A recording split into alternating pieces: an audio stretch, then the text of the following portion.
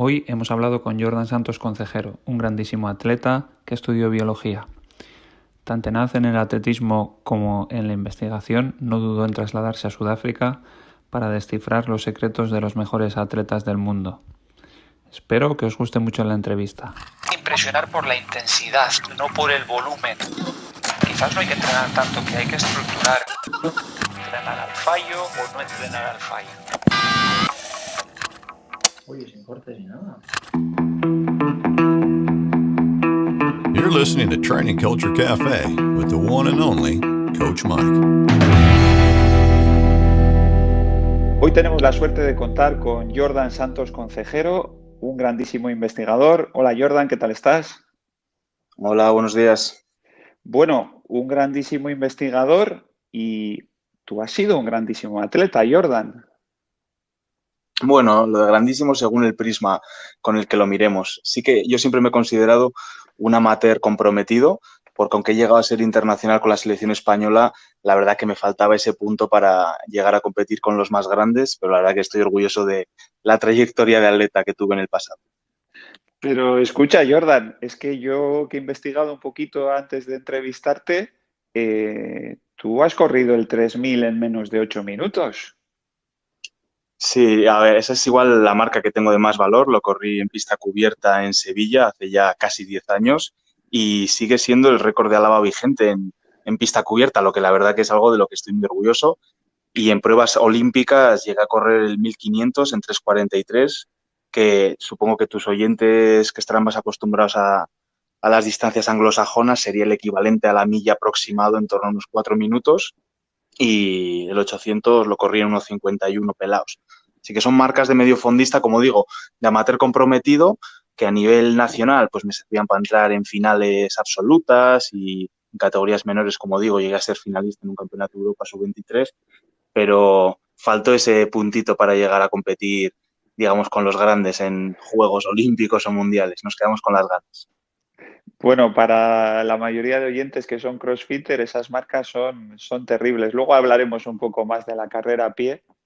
De todas formas, nos hemos situado muy bien. Esto es como cuando vas a un gimnasio y dices, oye, ¿cuántas series hay que hacer? Y dices, bueno, mírale al cachas que está ahí en la esquina, que ese algo sabrá. Pues más o menos hemos hecho algo parecido, ¿no? Con tu capacidad en la carrera a pie, seguro que la gente nos presta buena atención a partir de ahora. Jordan, cuéntanos, ¿cuál es tu formación? ¿Cuáles han sido tus intereses como investigador? Pues mi formación empezó en la biología. Yo me licencié con premio extraordinario de licenciatura en la Universidad del País Vasco hace ya 12 años. Después hice una tesis doctoral también en la Universidad del País Vasco, que la conseguí el premio extraordinario de doctorado, y después acabé en Sudáfrica haciendo un postdoc en la University of Cape Town, en Ciudad del Cabo, donde traté de seguir profundizando en mi formación. Básicamente mi formación académica, se podía decir, reglada, acabó ahí, y desde entonces pues me dedico al mundo de la investigación ya cuando volví a España en 2014. Bueno, entonces yo con esto, Jordan, y para que la gente, los que no lo sepan, yo hago un par de reflexiones. Lo primero, que eres biólogo de carrera y seguro que tienes una perspectiva como de nosotros, del ser humano, como animal, vamos a decir, que nos va a dar otro punto de vista súper interesante a todo cuando hablemos del rendimiento deportivo. Y la otra es que ¿a ti te interesó saber por qué los corredores son mejores, qué diferencia a los muy buenos de los no tan buenos? Y te fuiste a estudiar, ahora lo has dicho, a Sudáfrica, pero Sudáfrica con un grupo que es probablemente el mejor grupo del mundo, uno de los mejores investigando este tipo de cosas. Ahí hay un investigador muy famoso, Tim Noakes, no sé si coincidiste con él en Sudáfrica. Eso es, yo precisamente acabé en Sudáfrica por Tim Noakes. Cuando estaba haciendo la tesis doctoral, yo estaba investigando pues las diferencias fisiológicas que existen entre corredores del norte de África y corredores europeos, y echando un ojo a la literatura, vi que la mayoría de las investigaciones en las que yo basaba pues mis artículos venían precisamente de un grupo liderado por Tim Noakes en Ciudad del Cabo, en Sudáfrica. Así que ni corto ni perezoso, pues les envié un email y me puse en contacto con ellos para valorar la posibilidad de una estancia de investigación allí. Estuve unos meses inicialmente, les gustó mi forma de trabajar y me ofrecieron un postdoctorado cuando acabase mi tesis. Entonces yo nada más acabar mi tesis doctoral, a los 2 días estaba en un avión dirección a Ciudad del Cabo y estuve trabajando a las órdenes de Tim durante un par de años. Aprendí bastante porque es un hombre con una visión, yo creo que avanzada a su época, y la verdad que fueron años en los que de alguna manera pues cambió mi perspectiva de cómo hay que trabajar en el mundo de la fisiología del ejercicio, y creo que todavía mantengo un poco del bagaje que aprendí en Sudáfrica a la hora de plantear mis investigaciones. Así que la verdad que fue un auténtico privilegio, y no solo por Tim Noakes, sino por otros grandes profesionales de distintos países que conocí allí. Ni corto ni perezoso, te fuiste a trabajar con los mejores. Tim Noakes, creo que, aun siendo estudiante de medicina, fue uno de los primeros que descubrió la muerte súbita en los deportistas. De eso hablaremos en otra ocasión, pero también elaboró una teoría sobre los limitantes del rendimiento, que habla de, o está definida como el gobernador central. Luego hablaremos un poco de eso, porque seguro que tú igual nos puedes arrojar un poco de luz. Pero primero, Jordan, un poco en tu línea de trabajo, ¿qué descubriste con los corredores? ¿Fuiste a descubrir qué diferenciaba o qué hacía a esos corredores buenos muy buenos? ¿Qué es lo que los hace tan buenos? A ver, yo lo que estudié fue lo que hace especial a los mejores atletas de Kenia, que igual para la gente del CrossFit, si no está muy familiarizada con el atletismo, podemos decir que el fenómeno africano en las pruebas de fondo es uno de esos grandes misterios de la literatura científica, ya que cualquiera que haya visto una carrera en televisión, pues seguramente tendrá esa imagen de atletas de origen africano liderando las pruebas en prácticamente todas las distancias, desde los 800 hacia arriba. Entonces yo quería saber qué es lo que hacía especiales a estos corredores. Había ya entonces bastantes hipótesis que hablaban quizás de diferencias a nivel biomecánico, diferencias a nivel fisiológico, antropométrico, psicológico, etcétera. Y yo me planteé buscar algún parámetro todavía no descrito. Entonces, intenté descubrir si la clave estaba en sus cerebros. Entonces, lo que yo hice fue estudiar la oxigenación cerebral durante esfuerzos máximos. Entonces, la oxigenación cerebral, que se puede medir de manera no invasiva con una técnica que se llama espectroscopía de luz infrarroja, donde se pueden observar cambios en la oxi y deoxihemoglobina durante el ejercicio, vimos una cosa muy particular. Y es que, en contra de todo lo que se había visto con deportistas, incluso de élite, de otras latitudes, lo que suele ocurrir es que la oxigenación cerebral, cuando nos acercamos a la extenuación, empieza a caer. Esa caída en la oxigenación cerebral, cuando nos acercamos, digamos, a nuestro límite, tiene ciertas consecuencias. Por ejemplo, se reduce la actividad neuronal en el córtex prefrontal, que esto, teniendo en cuenta que es el centro de control motor del cuerpo, pues podemos entender por qué cuando llegamos a la extenuación pues perdemos esa capacidad de continuar corriendo o haciendo ejercicio. Pues curiosamente lo que nosotros vimos es que los atletas kenianos eran capaces de mantener su oxigenación cerebral de manera estable, lo que fue realmente un hallazgo muy inesperado, porque atentaba un poco contra todo lo que se había visto anteriormente. Lo intentamos explicar en base a lo que nosotros llamamos early life factors, o factores de vida tempranos, como la alta actividad física durante la niñez, exposición prenatal a alta altitud, de alguna manera factores que se desarrollan durante su gestación, durante su niñez, que hacen de alguna manera forjar a estos atletas de cara al futuro. Y fue un artículo que tuvo mucho impacto, además tuvo bastante impacto incluso en la prensa convencional, y digamos que añadimos una pieza más al puzzle para explicar por qué los mejores atletas del mundo se diferencian del resto de los mortales. Dices una pieza más al puzzle, Jordan, porque ese aspecto de la oxigenación cerebral seguramente es diferencial entre los súper buenos y los súper buenos, pero puede ser algo diferencial entre gente intermedia y gente buena, o el rendimiento es más multifactorial. Has dicho exactamente la frase que yo suelo utilizar, ¿no? Y es que el rendimiento es multifactorial. Al fin y al cabo, cuando nosotros tenemos un objetivo deportivo, hay diferentes maneras de llegar a él, porque las condicionantes del rendimiento son muchos. En el caso de los atletas africanos, que es lo que yo estudié, la oxigenación cerebral es una pieza del puzzle, pero esa pieza del puzzle no tiene ningún sentido en la halterofilia, por ejemplo. Habrá otros factores. Entonces, desde el punto de vista antropométrico, las proporciones corporales, la masa ósea, la estatura, el porcentaje de grasa en algunos deportes puede ser determinante, en otros no tanto. a nivel fisiológico, tener un umbral de lactato concreto, un porcentaje de fibras determinado, un consumo máximo de oxígeno mayor o menor, una economía de carrera X, pues todo eso también influirá, depende de la disciplina. Y lo mismo pasa con tantos otros factores, incluso más intangibles, como pueden ser pues, la capacidad de asimilar entrenamientos o la capacidad de no lesionarse, la capacidad de asimilar determinados nutrientes o no, etcétera, etcétera. Entonces, los condicionantes del rendimiento son muy variables.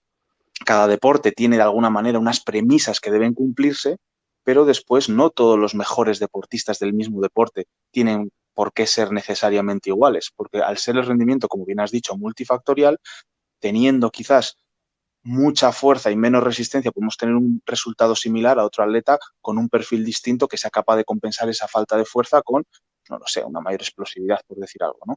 Entonces, ahí está un poco lo bonito del deporte, y es que se pueden llegar a los mismos destinos siguiendo distintos caminos, y por eso en muchas disciplinas, como digo, observamos atletas con perfiles aparentemente contrapuestos conseguir grandes resultados.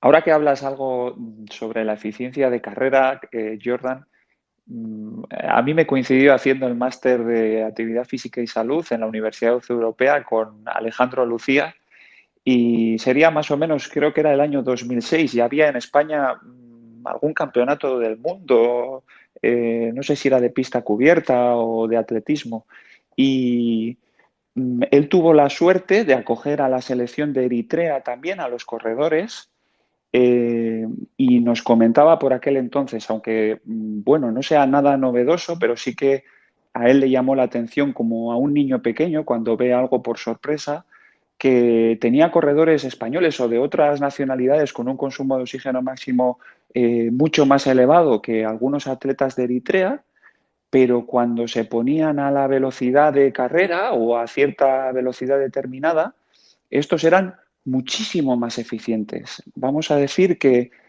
con un motor menor o con unos indicadores que aparentemente indicaban que su rendimiento iba a ser menor, ellos eran capaces de mantener velocidades de carrera de forma más eficiente, y seguramente esto se explicaba por cuestiones antropométricas.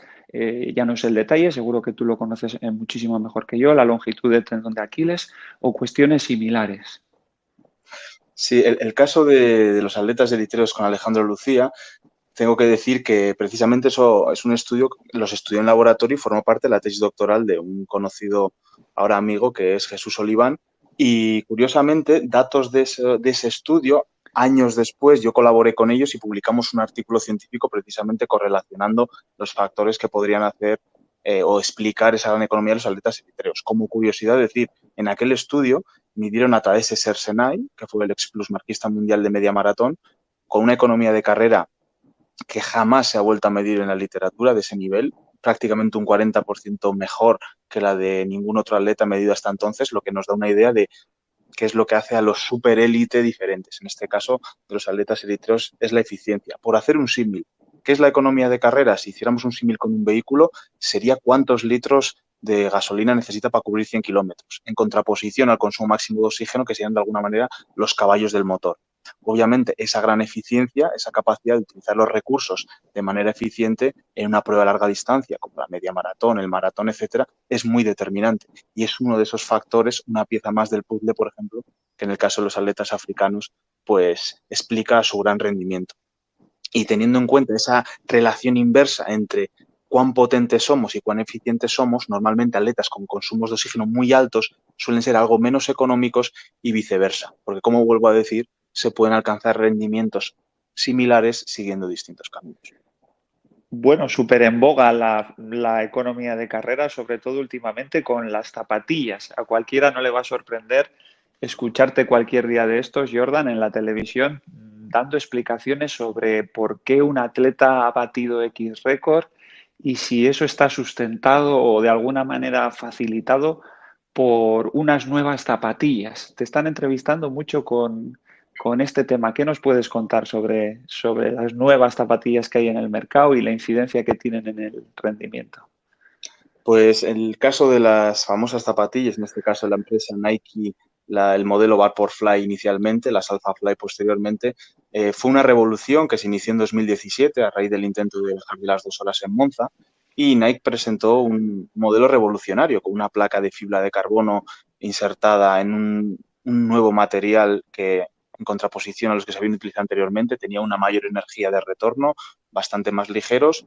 Y aunque yo al principio era escéptico sobre las ventajas que podían suponer estas nuevas zapatillas, los estudios y posteriormente los resultados de los atletas que las usaban, pues confirmaron mis peores temores. Y es que la mejora del rendimiento con este calzado era muy significativa, en torno al 4%.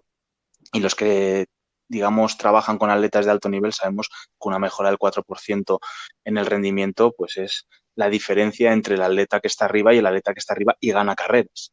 Entonces, esa revolución tecnológica fue de tal calibre que la Federación Internacional de Atletismo se vio obligada a poner una nueva normativa donde se limitaba el grosor de la media suela, donde se limitaba el número de placas de fibra de carbono que se podían utilizar, etcétera, etcétera.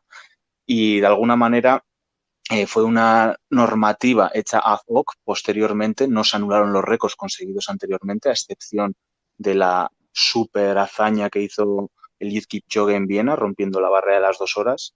Y probablemente el atletismo que vamos a partir de ahora pues sea un poco diferente al que estábamos acostumbrados. Las tablas de récords van a ser aniquiladas en todas las pruebas del 1500 hacia arriba probablemente. Ya ha caído un récord intocable, que era el de Kenenisa Bekele en 5000 metros hace pocos días, y esto nos indica pues que estas zapatillas han llegado para quedarse. La clave aquí está un poco en esa placa de carbono interna y el material que tiene una mayor energía de retorno, porque están asociados a una mejor economía de carrera. Precisamente hemos hablado anteriormente de la influencia en la economía de carrera sobre el rendimiento. En el caso de los atletas eritreos, que eran muy económicos y eran grandes atletas, pues a estos deportistas, si les añadimos ese plus en la eficiencia gracias a este calzado revolucionario, pues conseguimos una mejora en el rendimiento por un factor externo. Hay quien lo considera doping tecnológico. Tenemos que tener en cuenta que para que algo sea considerado dopaje se tienen que cumplir una serie de premisas, que sea malo para la salud, en este caso no se cumple, que el proporcione una ventaja significativa, eso sí se cumple, y después el tercer criterio donde puede haber algo de debate es que viole el espíritu deportivo. Entonces ahí está un poco el debate. ¿Por qué? Porque cuando esas zapatillas no están disponibles para el público general, como fueron las que utilizó Kipchoge en Viena, se viola ese espíritu deportivo porque los atletas no están en igualdad de condiciones y no pueden disponer del mismo material. Esas zapatillas están prohibidas.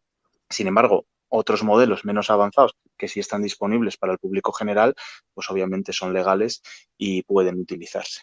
Entonces ahí está un poco el mundo del atletismo un poco en conflicto. Los que somos un poco más puristas y nos gusta esa visión romántica del atletismo clásico, pues no nos gusta mucho ver cómo atletas con a priori menos pedigrí que sus predecesores les quitan los récords, pero evidentemente el deporte avanza, la tecnología avanza, y de la misma manera que ahora no se corren pistas de ceniza como pasaba en los años 50, pues es lógico que la revolución tecnológica pues también llegue al atletismo. Bueno, ojo, porque luego te voy a preguntar si un atleta de CrossFit se tiene que comprar esas zapatillas y se va a beneficiar o no. Por desgracia, de momento, en CrossFit, aunque te compres las Nano o las Metcon, esas diferencias no existen. Uno no mejora el rendimiento así de importantemente, aunque sí que obviamente viene bien tener una buena zapatilla para hacer CrossFit. Jordan, ahora que sacas el nombre de Kipchoge, que es el recordman mundial en la distancia de maratón, por cierto, he visto que hay un vídeo por ahí un poco polémico diciendo que es un tronco, o sea, un tronco en cuanto a cuando se pone a estirar, que sus isquios están muy agarrotados. ¿Qué me puedes decir de esto? ¿Has oído algo sobre esto? Sí, de hecho me hicieron una entrevista, creo que fue en el diario El Mundo, sobre este tema junto con su fisioterapeuta, mi amigo Mark Roig, donde intentábamos dar explicaciones por qué Kipchoge es incapaz de tocarse la punta de los dedos, de los pies, a la hora de estirar. Y la explicación es sencilla y viene dada por el hecho de que lo que tradicionalmente se ha considerado tener los isquios acortados, que realmente no se tienen acortados. Normalmente la falta de flexibilidad es más algo del sistema nervioso que de la propia elasticidad del tejido conjuntivo o de los músculos, ¿vale? Pero lo que ocurre es que tener mucho stiffness, entendiendo el stiffness como tono muscular, está asociado a una mejor economía de carrera. Entonces, aquellos deportistas donde la economía de carrera sea un factor esencial, el maratón, ya hemos dicho, en las pruebas de larga distancia, que es uno de los factores más determinantes del rendimiento, tener stiffness, tener tendones rígidos con mucha capacidad reactiva es necesario para tener un buen rendimiento. Entonces, es normal que los atletas de larga distancia no sean atletas excesivamente flexibles. Entonces, no confundir flexible con elástico, ¿vale? Entonces, los tendones de Aquiles de los corredores normalmente suelen ser tendones bastante reactivos, suelen ser tendones que no soportan grandes estiramientos, pero cuando se estiran, digamos, recuperan su forma con violencia, liberando energía elástica. La energía elástica que se libera en el tiempo de contacto es una energía que es metabólicamente gratuita para un corredor. Entonces, eso lo hace más eficiente. Pensemos, por ejemplo, en correr sobre dunas en la playa o correr sobre tartán, que es, digamos, una pista de atletismo. Nosotros, al correr sobre dunas de la playa, nos cansamos más que sobre el tartán.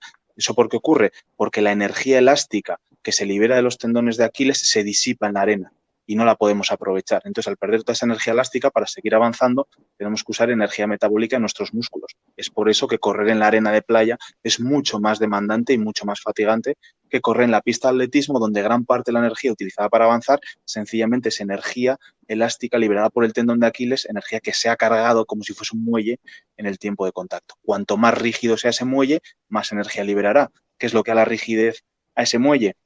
Esa falta de flexibilidad, entre comillas, de Kipchoge, que lo da el stiffness, el gran tono muscular de estos corredores. Y nosotros podemos mejorar ese stiffness, esa economía de carrera, por ejemplo, a través del entrenamiento de fuerza, que es una de las grandes revoluciones, entre comillas, que está teniendo el atletismo de fondo en los últimos años, y es que los fondistas han perdido el miedo a meterse al gimnasio y a hacer pesas pensando que se van a poner grandes, porque han visto que es un gran aliado para mejorar su rendimiento si se hace bien.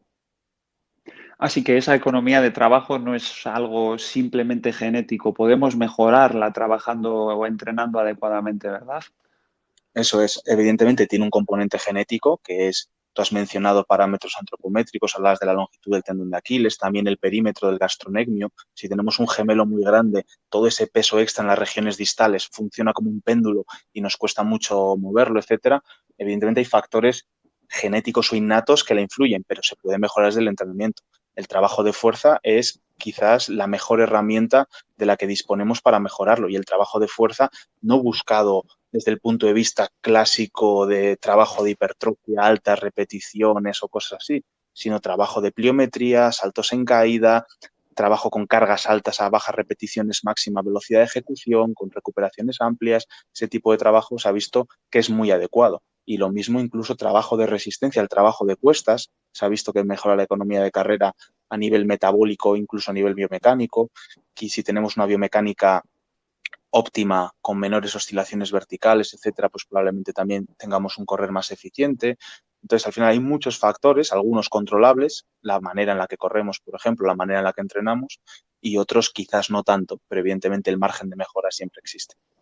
Bueno, se va a poner muy contento Alessandro Sagasti, Mr. Wick, porque va a entender por qué es muy bueno corriendo, ya que tiene unos gemelos inexistentes. ¿Eh? Y a pesar de que le da mucha rabia, al menos le dan esa ventaja.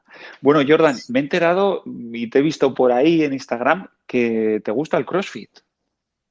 Pues sí, la verdad que mi idilio con el CrossFit empezó de una manera un poco curiosa, pero la verdad que es un deporte que lo conocí hace poquito y lo he practicado de manera más o menos continua durante un tiempo. Y cuéntanos, cuando tú ves en CrossFit un WOD en el que está incluido la carrera a pie, Helen o algún WOD, ¿cómo ves a los CrossFitters corriendo? ¿Qué sensación tienes? A ver, no son corredores muy excelsos. Hay que tener en cuenta que sobre todo los crossfiteros de alto nivel suelen ser atletas con un nivel de masa muscular bastante potente, y evidentemente eso en pruebas de atletismo es un lastre importante, porque no es lo mismo mover 65 kilos, que es lo que puede pesar un mediofondista de 1,80 m, que 85 kilos que pesará un crossfitero de cierto nivel de la misma estatura. Yo mismo lo he notado. El primer WOD que hice corriendo, recuerdo que había que hacer un Fran, una milla y después alguna otra cosa.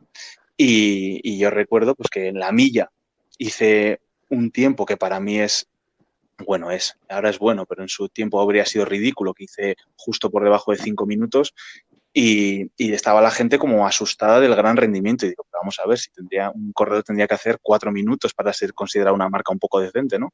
Y cuando vi que los mejores crossfiteros del mundo pues consideran esa barrera de los 5 minutos, que es, digamos, bastante asequible para cualquier corredor como un benchmark importante, pues me di cuenta pues que quizás no sea la disciplina de la que más disfrutan los crossfiteros, ¿no? Parece que les gusta más pues movimientos de power clean o muscle ups, estas cosas, y correr es un poco el ejercicio que nadie quiere hacer.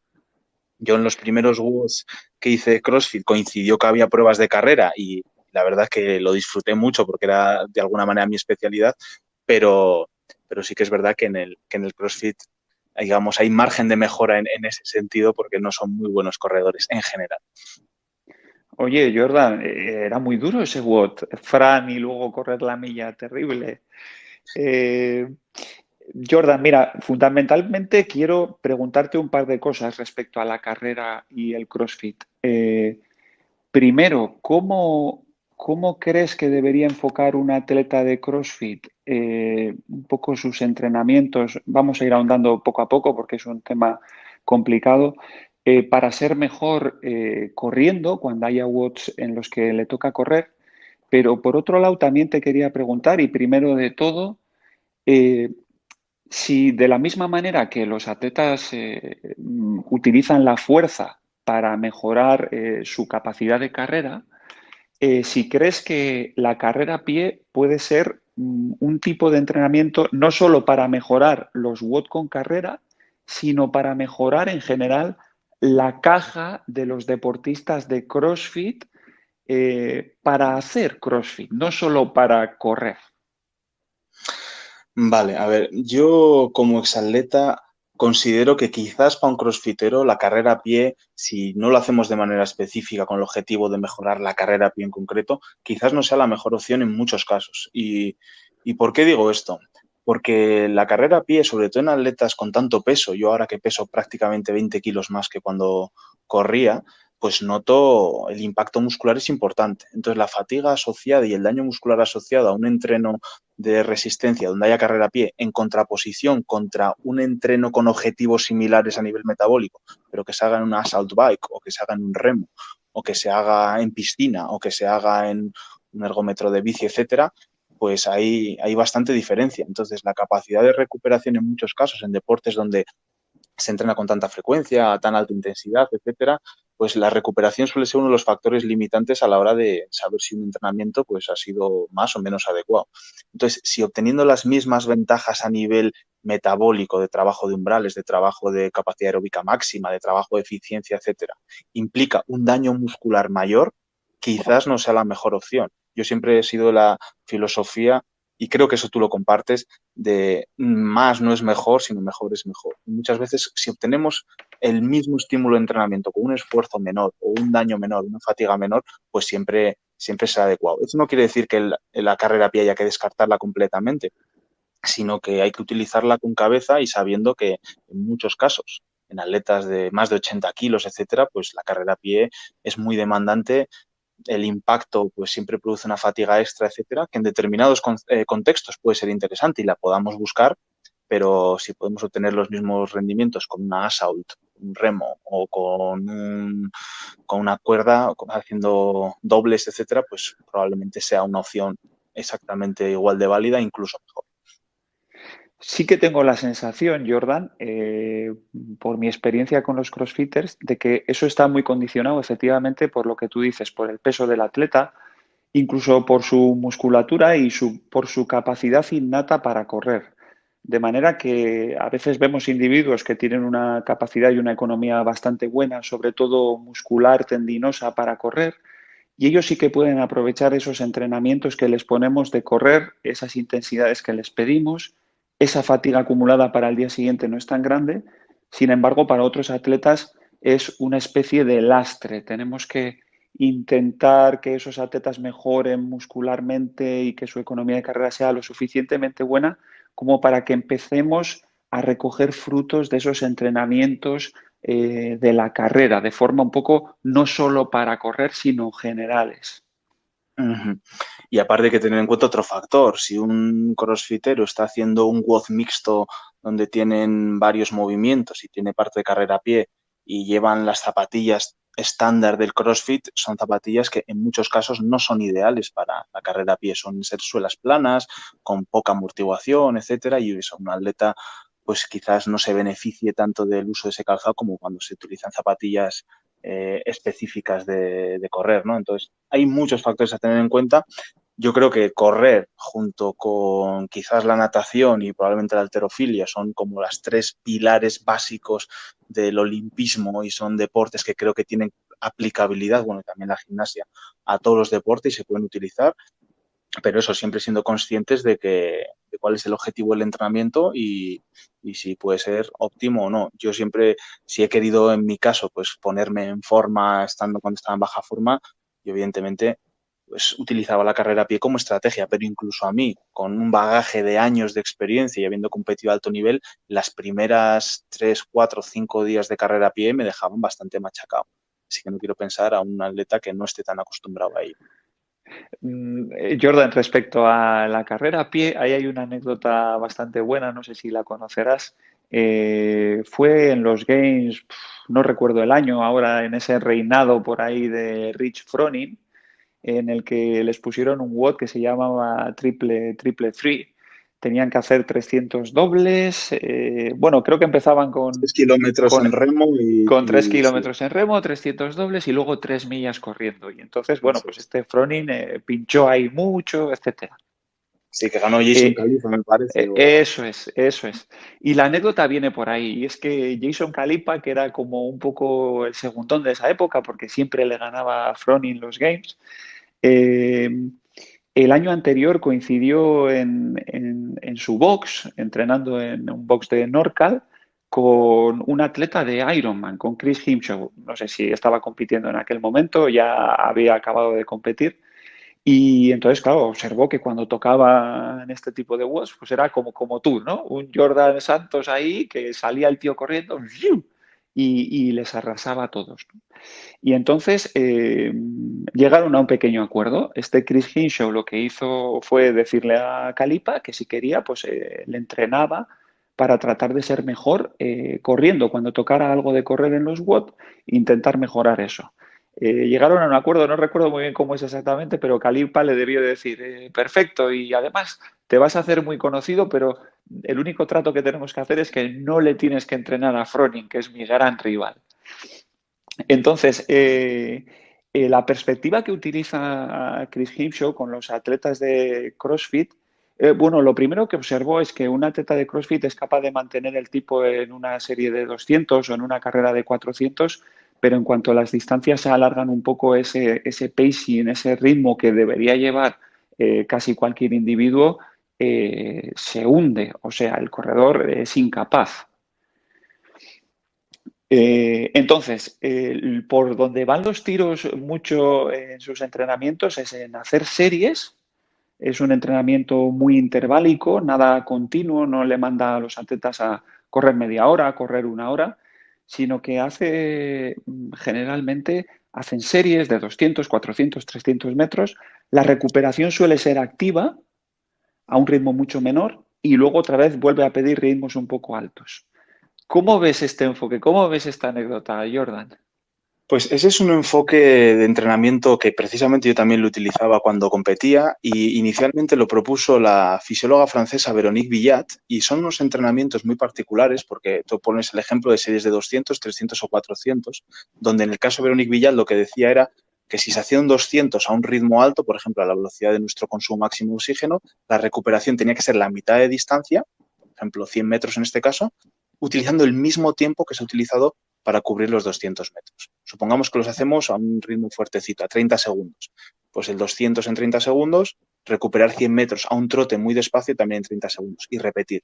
Y se pueden llegar a hacer pues hasta 20 repeticiones de 200 metros. Lo que se ve con este tipo de entrenamientos es que la frecuencia cardíaca nunca, durante esa fase de recuperación, como es tan corta, nunca llega a bajar.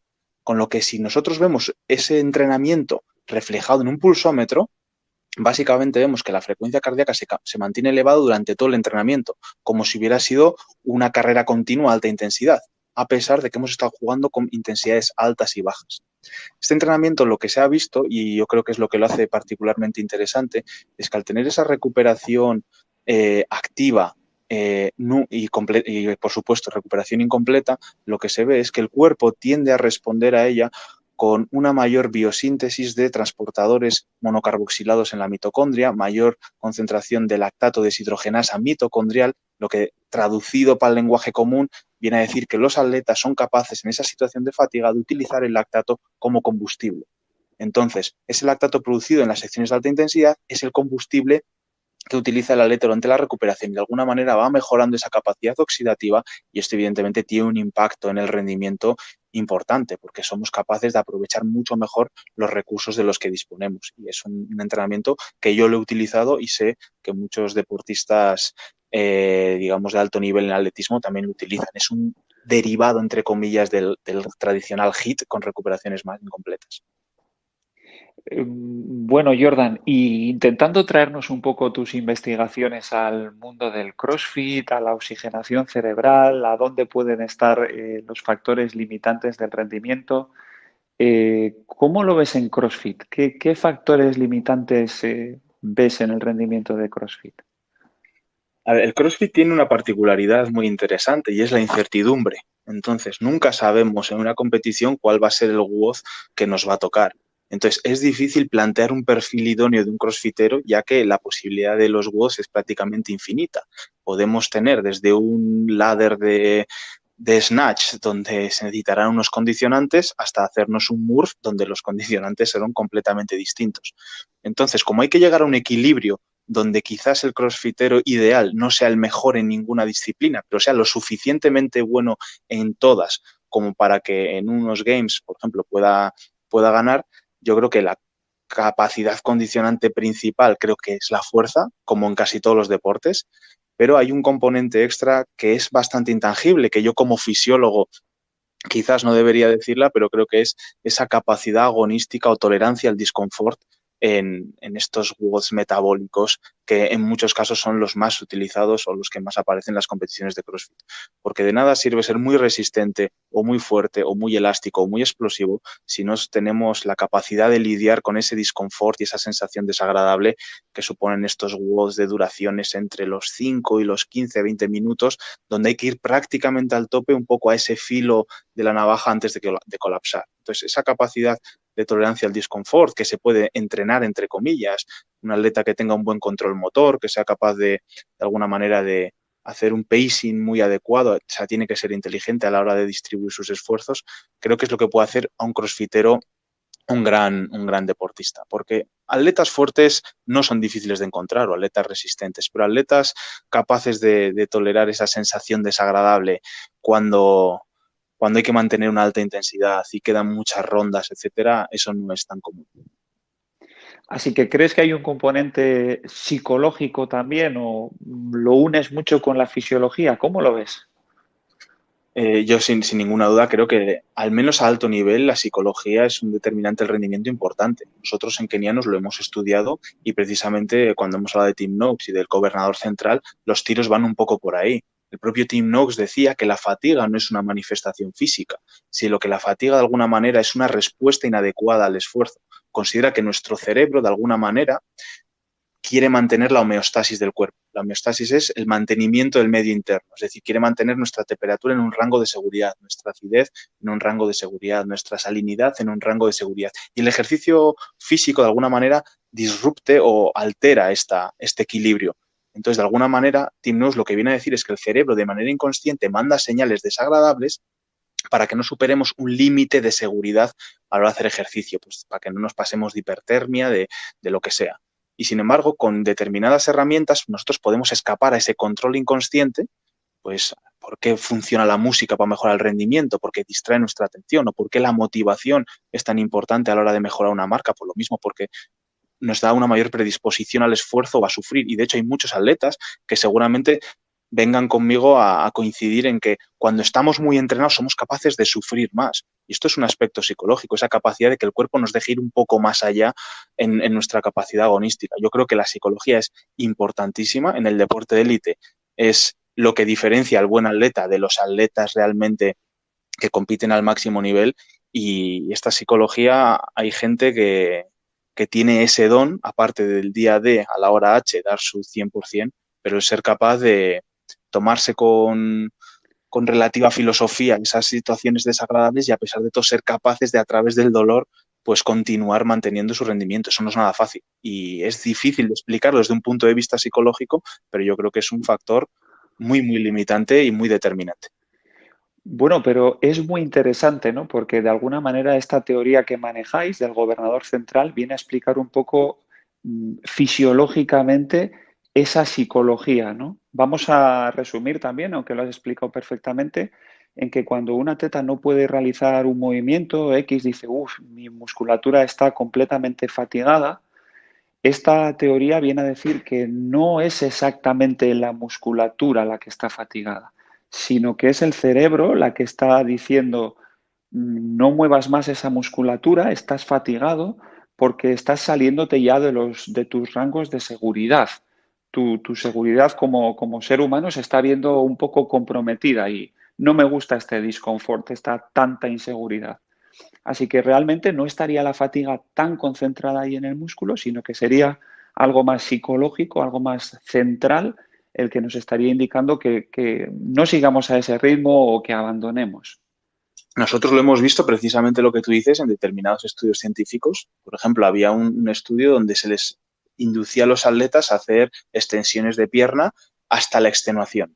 Cuando el atleta era incapaz de hacer una extensión de pierna más con una carga determinada, a ese atleta se le aplicaba un estímulo eléctrico en el nervio que controla los músculos de la pierna y, curiosamente, la contracción que generaba ese estímulo eléctrico era idéntica a la que era capaz de hacer el atleta a máxima voluntad cuando no estaba fatigado. Es decir, las condiciones biomecánicas y físicas del músculo estaban intactas, pero psicológicamente era incapaz de ejercer fuerza cuando se consideraba fatigado. Y si aplicamos disruptores psicológicos, por ejemplo, a un atleta se le pedía mantener una carga concreta en un ergómetro y cuando era incapaz de mantener esa carga se le decía, si aguantas 30 segundos más tienes aquí un incentivo económico. Mágicamente eran capaces de aguantar esos 30 segundos más que anteriormente no podían. Y lo mismo, si se les pedía cuando estaban a punto de, digamos, tirar la toalla, pedir un sprint máximo a cambio de un incentivo económico, eran capaces de producir un pico de fuerza que nos venía a sugerir que hubieran sido capaces de aguantar durante un tiempo más. Entonces, nuestro cerebro es bastante amarrategui, que diríamos en el norte, y tiende a intentar que no demos el 100%. Cuando un atleta cree que está dando el 100%, realmente suele haber bastante margen todavía. Lo que pasa es que es muy difícil escapar a ese control del cerebro y cada atleta tendrá sus estrategias, ¿no? Pues la música es la más clásica, hablarse a sí mismo de manera positiva, la motivación, hay muchos factores, pero sin duda un atleta siempre, aunque no lo crea, puede dar un pelín más de lo que suele dar. Ahí también me parece fundamental que el trabajo de alentar un poco al atleta del entrenador o de las personas que le animan puede ser clave, pero en unos momentos claves, no desde el minuto uno con ánimo sin sentido. Jordan, los atletas de CrossFit seguro que están empezando a pensar alguno en situaciones en que CrossFit nos pone a veces y es cómo de fuerte soy cuando estoy cansado. De hecho, nos suele poner más en esas situaciones que estar descansado y demostrar cómo de fuerte soy, porque ese tipo de atletas más halterófilos, etcétera, no acaban de tener un súper éxito directo en CrossFit. Así que cuando hacemos un WOD lo más rápido posible y luego tenemos 2 minutos, 3 minutos o 5 minutos para buscar nuestro RM de algo, creo que puede haber esto de lo que estás explicando tú, porque resulta que supongamos que yo soy mucho más fuerte que otro atleta, que Alex Anasagasti, hacemos el WOD y cuando acabamos el WOD puede que ese gobernador central a mí me esté diciendo ¿a dónde vas a hacer ahora una RM? Y de alguna manera me estoy bloqueando un poco o a mí mismo o mi fisiología la está bloqueando un poco. Sin embargo, atletas con otra capacidad quizás de recuperación más rápida, de recuperar esa homeostasis un poquito más rápido, de controlar esas emociones cerebrales, consiguen su RM de forma más eficaz. Sí, es una cosa que a mí me sorprendió mucho del CrossFit, es el ver cómo atletas eran capaces de mejorar su marca personal en algunos casos, no hablo de élite, pero hablo de crossfiteros de, digamos, amateurs comprometidos también, en WOS, después de WOS relativamente duros, con muchas repeticiones, llegar y conseguir mejorar más mágicamente su RM en Snatch, por ejemplo. Y ahí me sorprendía porque atenta un poco contra los principios de rendimiento, ¿no? Que hay que ir descansado, concentrado a la hora de intentar una máxima, etcétera. Y yo creo que aparte de ese componente psicológico, donde un atleta igual, si viene después de un WOD de este tipo, tiene la mente más limpia y va un poco sin pensar, sin tenerle tanto respeto al peso, también yo creo que hay deportistas que en condiciones de mucho estrés, evidentemente el entorno hormonal que se produce no es igual para todos. Y hay deportistas que en situaciones de estrés se crecen, pues igual la producción de adrenalina es mayor, etcétera, y yo creo que pueden conseguir rendimientos distintos. Al fin y al cabo es muy personal. En situaciones de estrés hay personas que tienen la respuesta de la huida y hay personas que tienen la respuesta de la lucha.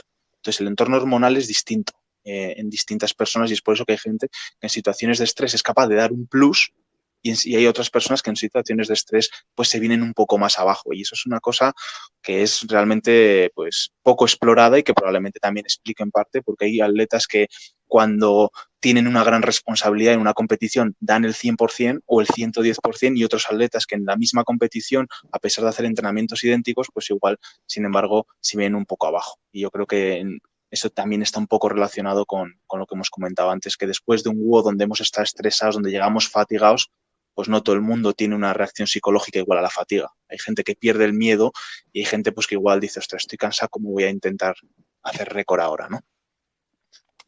Ahora que comentas ese factor un poco evolutivo, ese instinto que tenemos dentro de la huida o la lucha, eh, quería preguntarte, ¿hay alguna relación cuando veíais la oxigenación cerebral de los corredores? ¿Creéis que esto es algo evolutivo? Acabo de leer un libro de Arzuaga hablando de cómo el ser humano durante miles de años se ha desplazado muchísimos kilómetros y cómo su actividad cerebral era muy pronunciada en cuanto a ubicaciones espaciales, porque nos hemos tenido que desplazar y teníamos que recordar, obviamente no teníamos ningún GPS, dónde estaba el pozo de agua, dónde habíamos guardado no sé qué comida, dónde teníamos cierta herramienta, cómo volvíamos a casa. Entonces hablan de esa actividad cerebral muy vinculada evolutivamente con esto. ¿Crees que tú que eres un experto en esto, crees que tiene algún sentido esto? A ver, si lo dice Arzuaga y es sobre temas evolutivos, eso es un argumento de autoridad muy potente. Y con el tema evolutivo me gustaría linkarlo con lo que fue la portada de la mayor revista científica del mundo, que es Nature, donde se hablaba que el ser humano es lo que es hoy por su evolución como corredor. Básicamente lo que vino a decir es que el ser humano es el mamífero mejor diseñado de la naturaleza para el deporte de resistencia y ponía como argumentos, pues por ejemplo, el hecho de que tenemos una capacidad termorregulatoria superior a la de cualquier mamífero, que en carreras de muy larga distancia somos imbatibles. De hecho, todavía hay poblaciones humanas en Sudáfrica, por ejemplo, los Khoisan, que son capaces de hacer caza de persistencia, que es básicamente cazar hasta la extenuación en altas temperaturas a animales que a priori nunca podríamos alcanzar, como pueden ser antílopes o gacelas, que colapsan por las altas temperaturas y somos capaces de darle caza porque nosotros tenemos una capacidad termorregulatoria al no tener tanto vello corporal, al ser capaces de transpirar con toda nuestra superficie corporal, al ser bípedos, con lo que la insolación solar que nos da en el cuerpo es mucho menor que en un cuadrúpedo, etcétera, etcétera. Aparte de otras características de corredores, como si nos comparamos con otros primates, nuestros tendones de Aquiles son mucho más largos, tenemos ligamento nucal, igual que los mamíferos corredores como los caballos, curiosamente es un ligamento que no tienen los chimpancés, etcétera, etcétera. Entonces, evidentemente, la evolución nos ha diseñado para ser lo que somos hoy, que realmente somos máquinas de correr, aunque la sociedad actual parece que ha olvidado un poco el origen de dónde venimos, ¿no? Y en el caso de Arzuaga, que habla de la capacidad esa cognitiva de recordar pues lugares o situación espacial, etcétera, quería añadir que es lo que se ha visto es que incluso la actividad física es uno de los mayores inductores del desarrollo cognitivo y que aquellos niños, por ejemplo, que realizan actividad física de manera continua suelen tener mejor desempeño académico, porque es que la actividad física durante la niñez, por ejemplo, promueve que haya una menor concentración de citoquinas proinflamatorias, promueve una mayor vascularización del cerebro, etcétera, etcétera. Todo eso, pues de alguna manera, está muy vinculado al desarrollo del cerebro. Así que pues, sabía que te iba a interesar el tema, como desde tu punto de vista de biólogo, además.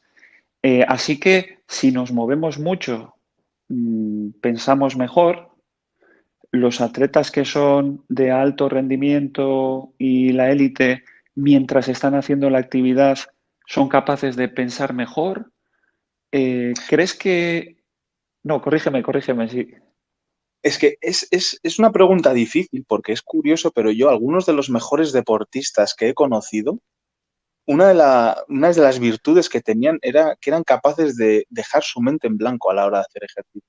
Tenían esa capacidad. Yo igual si iba a hacer un ejercicio muy extenuante, una carrera muy dura, una competición, etcétera, cuando estaba sufriendo, pues era muy consciente de que estaba sufriendo y pensaba y me gustaba estudiar a mis rivales y qué marcas tenían. De alguna manera yo creo que sobrepensaba y no creo que beneficiase mi rendimiento. Y otro de los corredores con los que competía, pues igual eran en ese sentido pues más pasotas, entre comillas, no les preocupaban sus rivales, no les preocupaba nada más que ir a competir a el máximo y tenían una capacidad increíble de competir con la mente en blanco, sin pensar. Entonces, no sé eso cómo casa un poco con lo que he dicho anteriormente, pero la verdad que es un tema curioso. No sé si en el mundo del CrossFit será igual, si por ejemplo tú que has llevado a uno de los mejores crossfiteros de España como es Alex, si será un tío que se come mucho la cabeza o sencillamente hace lo que tiene que hacer y no se come la cabeza. Bueno, Alex es bastante de dejar la mente en blanco. Lo que pasa que no sé hasta qué punto esa mente en blanco es tan sinónimo de no estar pensando nada o estar observando muy internamente cómo te vas sintiendo. A veces tengo dudas para saberlo. Sí, justo la pregunta iba ahí, a ver si esa desarrollar alguna capacidad de ir pensando mientras estás haciendo el WOD podía ayudarnos.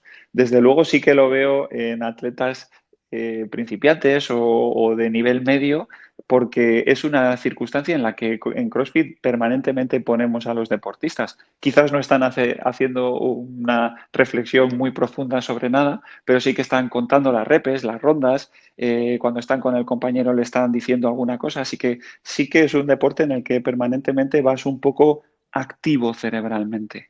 Uh-huh. Entonces, no sé si esto, aunque en el caso de Alex, por ejemplo, cuando va a rendir al máximo, pone un poco la mente en blanco, sí que permanentemente lo está entrenando, vamos a decir, porque él está todo el rato entrenando, pero está contando sus rondas, está con una actividad cerebral siempre bastante intensa para lo que sería quizás otro deporte normal. Sí, pero probablemente sea una actividad con mucho focus, es decir, probablemente esté muy enfocado a la actividad que estás realizando en ese momento sin distracciones, probablemente mirando si la técnica es correcta.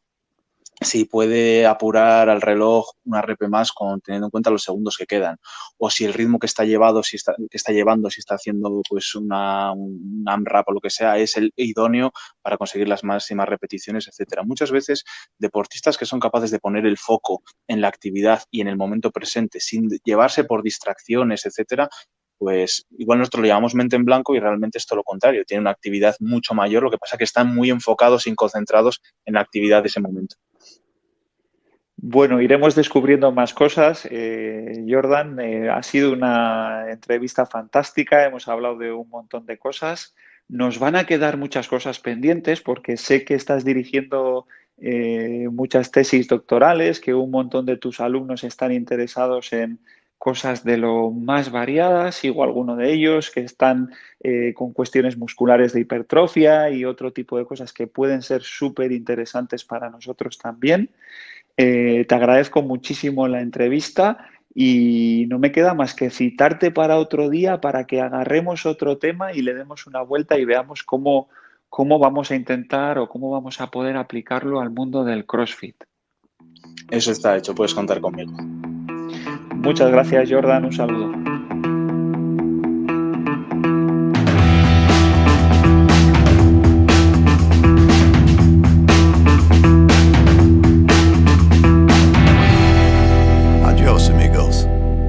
you in the next episode.